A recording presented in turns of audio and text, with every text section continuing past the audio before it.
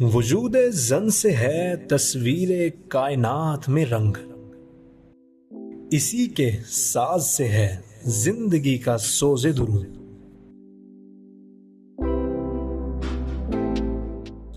शरफ में बढ़ के सुरैया से मुश्त खाक इसकी, कि हर शरफ है इसी दुर्ज का दुरे मकनू।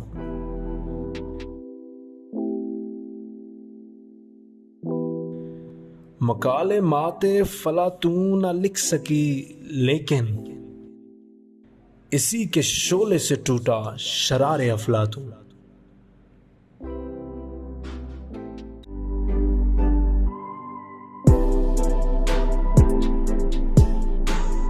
वजूद जन। बिस्मिल्लाहिर्रहमानिर्रहीम, अस्सलाम वालेकुम। I am Saima Ali. वजूद जन के अगले एपिसोड के साथ हाजिर हैं। आपने कभी सुना है कोई ऊबर स्काई में चलती हो, या कोई ऐसा प्लेटफॉर्म जो आपको ये ऑफ़र करता हो कि आप हवाओं में उड़ सकते हैं किराया भर के, जैसे कि आप किराया भर के टैक्सी लेते हैं या करीम लेते हैं?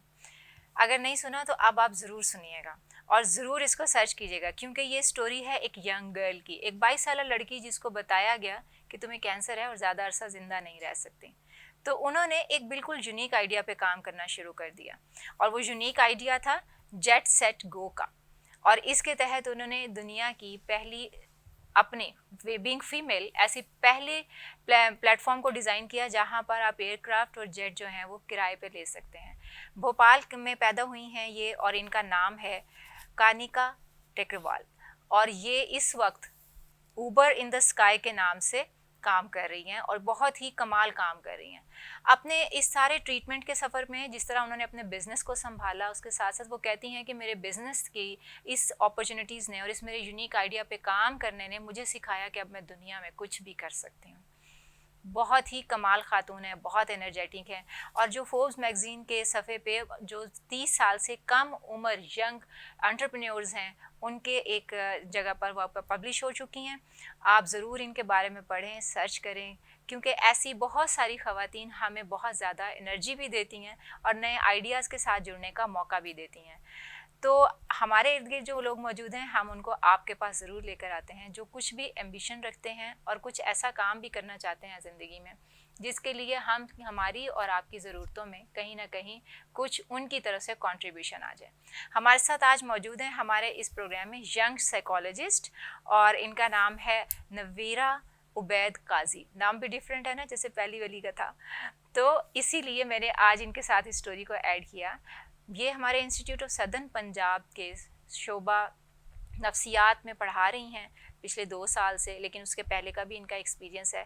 आए पूछते हैं कि यंग साइकोलॉजिस्ट बनने का इनका सफ़र कैसा है। अस्सलाम वालेकुम। वालेकुम सलाम। कैसी है नवेरा? अल्हम्दुलिल्लाह, शुक्र है अल्लाह का। अच्छा, एक तो ये कि आपका नाम बड़ा प्यारा है, आप बताएंगे इसका मतलब क्या है? इसका मतलब है फूल की कली। एक्चुअली ये एक टर्किश वर्ड है। ओके। तो ये मेरे पेरेंट्स की चॉइस है, तो ये यूनिक उनको लगा तो इसलिए उन्होंने रखा। बिल्कुल है यूनिक।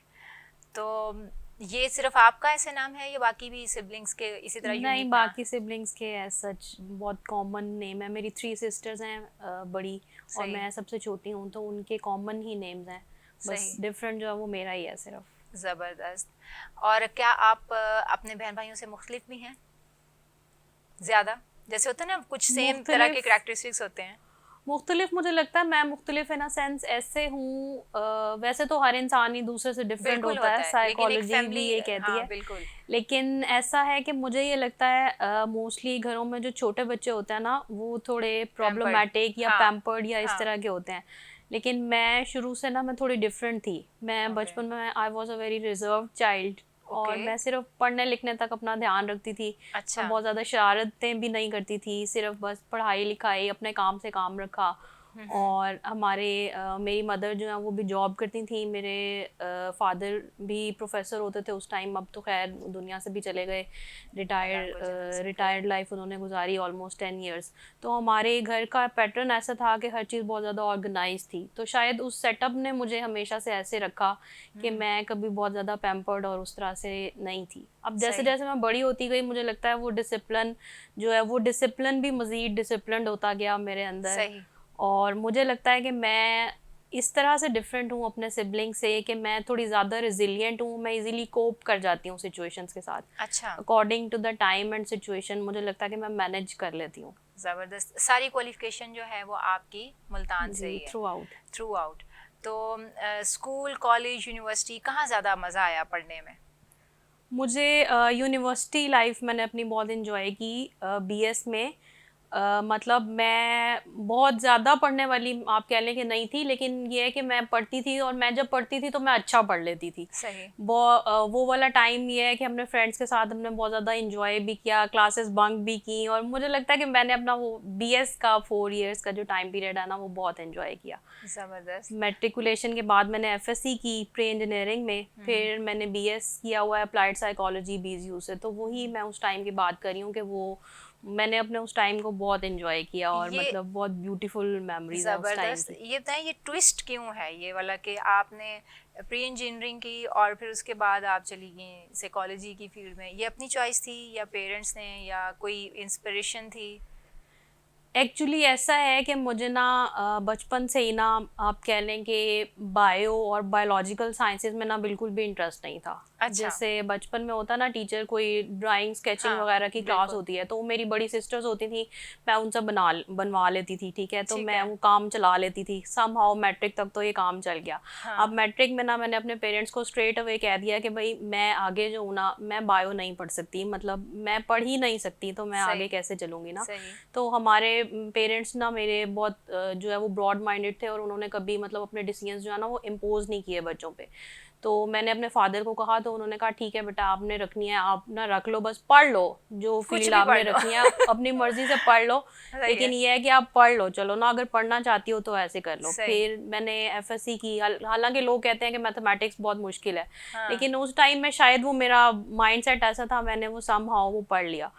फिर ये है कि मुझे जो है ना वो मेरा इंटरेस्ट था मैथ्स कॉम साइड पे, या आप कह लें मैथमेटिक्स में, या इस तरह। तो मेरे फादर को बहुत ज़्यादा इंटरेस्ट था इस चीज़ में, मेरी मदर को भी वैसे तो था, लेकिन फादर को बहुत ज़्यादा था कि मेरी कोई बेटी जो है ना, क्योंकि भाई तो मेरा नहीं है, कि कोई ना कोई बेटी जो है ना बिहेवियरल साइंसेज में या ना साइकोलॉजी में जाए। अच्छा।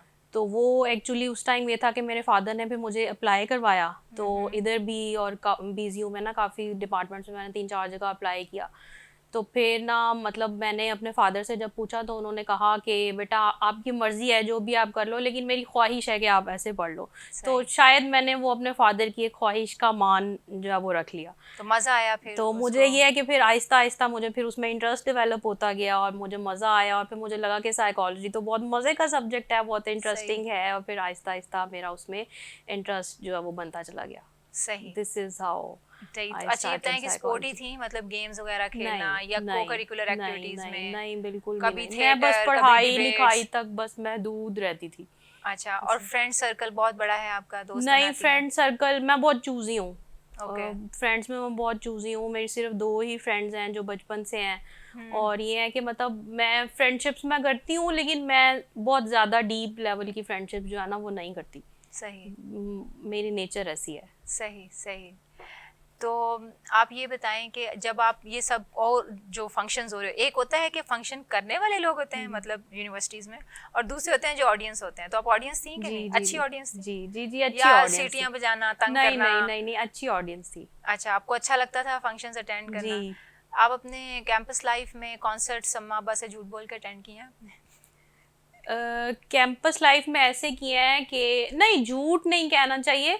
एक्चुअली ये है कि पेरेंट्स कहते थे कि भाई मतलब आ जल्दी आ जाना, जाए। टाइम पे आ हाँ। जाना। आपको पता है हमारी सोसाइटी में बिल्कुल। जैसे होता है गर्ल्स का, क्योंकि हम बहनें थी, तो पेरेंट्स को बस ये थोड़ा सा इशू होता था कि बेटा टाइम पे घर टाइम आ से घर जाना आए। है, ये वो, हाँ। मतलब पाबंदी नहीं थी, लेकिन ये हाँ। है कि बेटा ये आपकी लिमिट्स हैं, और आपने इनमें रहना है, और इस तरह से टाइम पे आ जाना है, और ये और वो। तो मुझे होता था कि मैंने उस लिमिट को क्रॉस भी नहीं करना, और मैंने इंजॉय भी करना है। तो बस किसी तरह ना मैं कर लूँ इंजॉय। कॉन्सर्ट्स में हाँ मैं जाती थी, लेकिन मैंने डांट भी खाई हुई है बहुत ज़्यादा, लेकिन मुझे जाना होता था तो फिर मैं चली भी अच्छा, जाती मतलब थी। मज़ा आता था इस तरह से बिल्कुल, मैं मैनेज देना? कर लेती थी। अच्छा, सही है। तो पॉकेट मनी कितनी मिलती थी छोटे होते?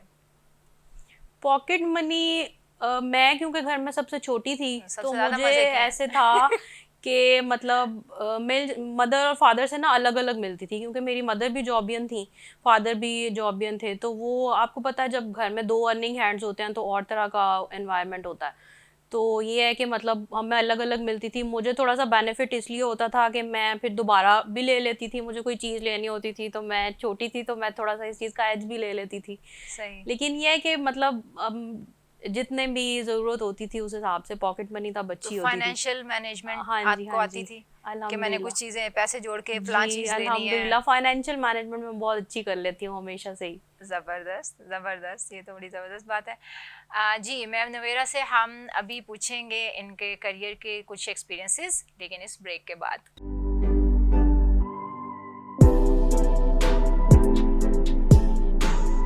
वजूद जन।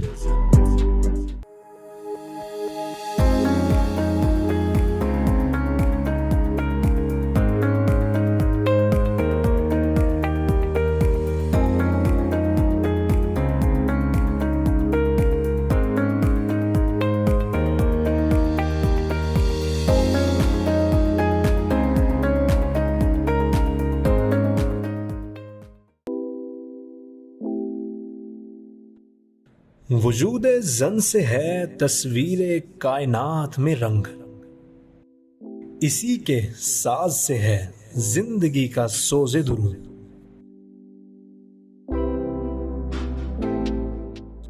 शरफ में बढ़ के सुरैया से मुश्त खाक इसकी, कि हर शरफ है इसी दुर्ज का दुरे मकनू।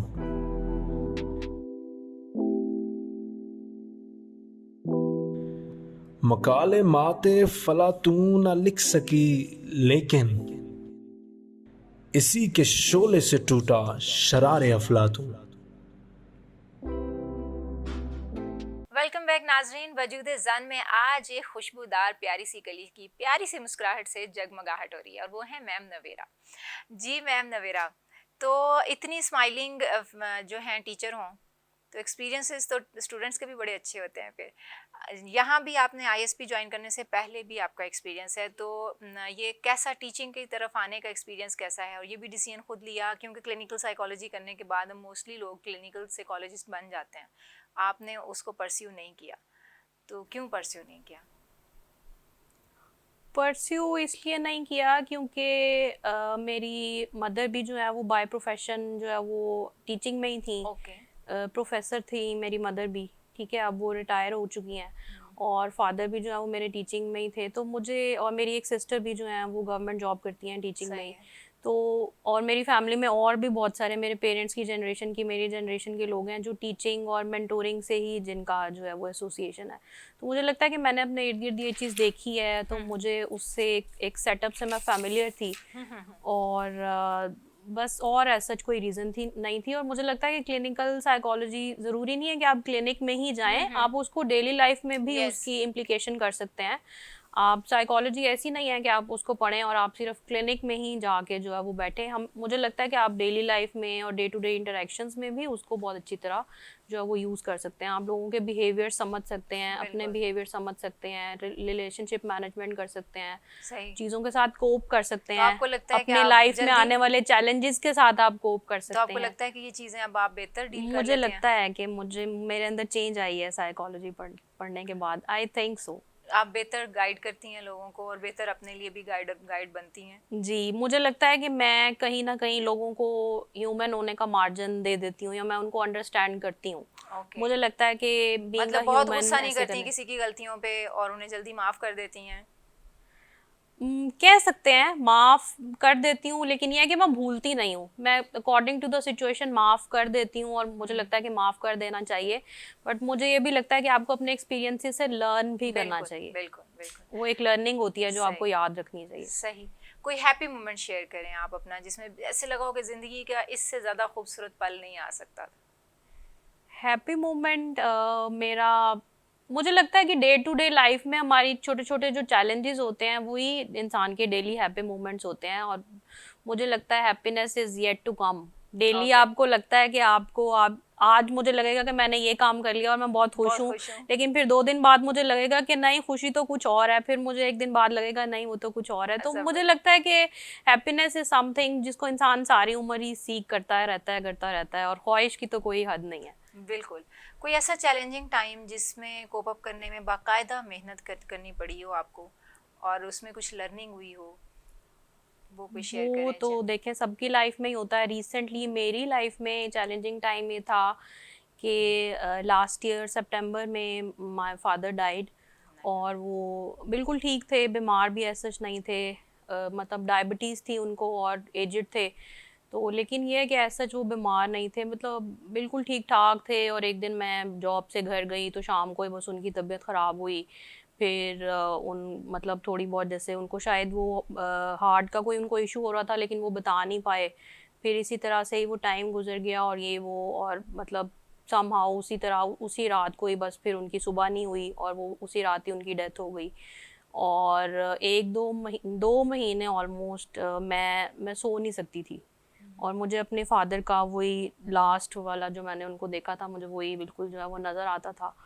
और लेकिन मुझे लगता है कि फिर मेरी फील्ड ने ही मुझे हेल्प की कि मैं अपना कंधा थपथपाऊँ और अपने आप को रिजिलियंस प्रोवाइड करूँ, और अपने आप को इंसान होने का मार्जिन दूँ, अंडरस्टैंड करूँ कि मैं इसके साथ कैसे कोप कर सकती हूँ, क्या कर सकती हूँ, कैसे कर सकती हूँ। तो मुझे लगता है मैंने खुद ही अपना ट्रीटमेंट किया खुद और मैं इतनी उस बहादुर फेज से बनी जो के है वो साथ निकली। घर में फैमिली को भी साथ सपोर्ट करना शुरू किया।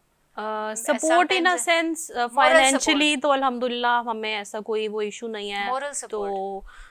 मदर भी जो है वो मेरी रिटायर्ड प्रोफेसर हैं, बहनें मेरी जो है सिस्टर्स जो हैं वो मैरिड हैं। तो फिर अब ये है कि मेरी मदर जो है वो घर पे होती हैं, रिटायर्ड हैं, उनको ना जॉइंट्स का प्रॉब्लम है।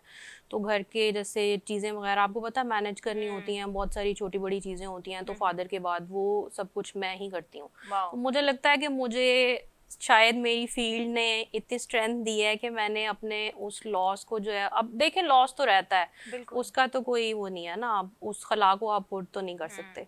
लेकिन मुझे लगता है कि मैंने अपने आप को, अगर अल्लाह ने मुझे हिम्मत दी तो शायद इसीलिए कि मुझे उसकी सेंस थी, और बहुत से लोगों को उसकी सेंस नहीं होती और उनको समझ भी नहीं आती। तो सही मुझे लगता है कि इस चीज़ ने मुझे हेल्प दी, और मुझे लगता है कि ये मेरी अब तक की लाइफ का बहुत चैलेंजिंग टाइम था। सही। कुकिंग कर लेती हैं आप?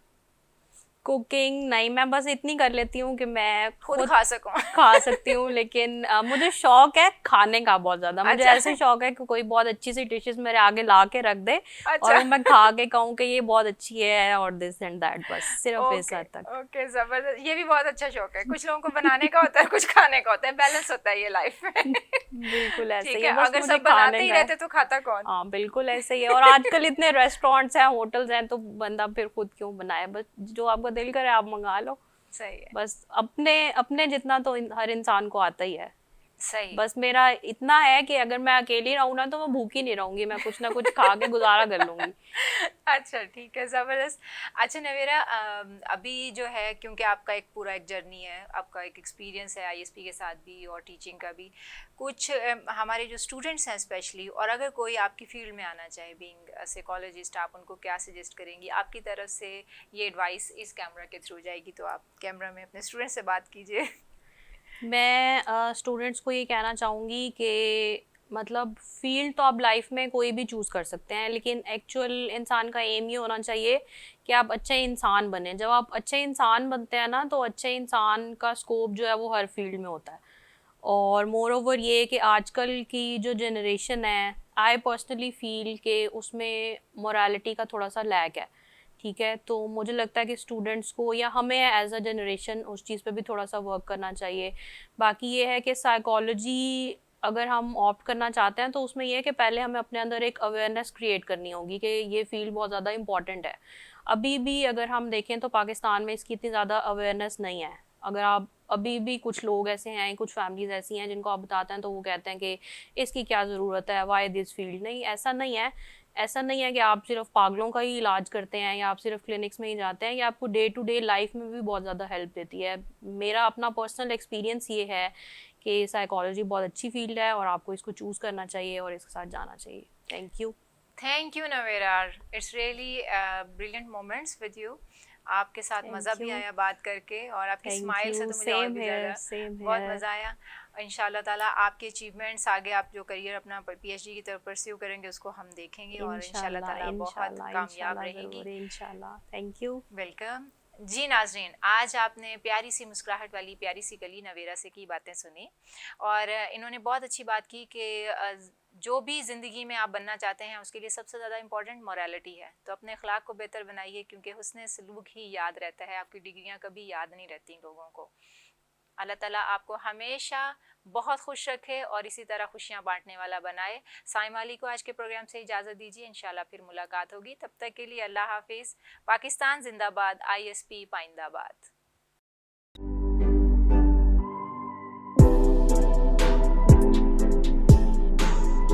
वजूद ज़न